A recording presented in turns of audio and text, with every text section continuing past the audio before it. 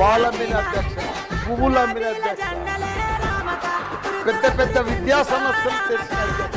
ప్రపంచంలోనే భారతదేశంలోనే పెద్ద విద్యా సంస్థలు తెలంగాణ ఎవరికైనా ఉన్నాయంటే అవి మల్లారెడ్డికి ఉన్నాయి అధ్యక్ష. కానీ ఇప్పుడు అంతా అయోమయం ఆగమాగం ఉంది.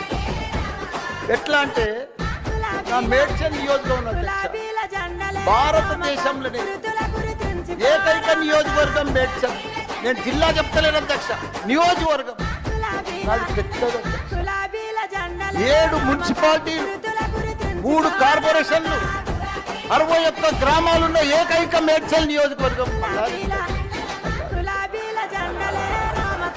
దాన్ని అతలం శుభ్రం చేస్తున్నారు అధ్యక్ష.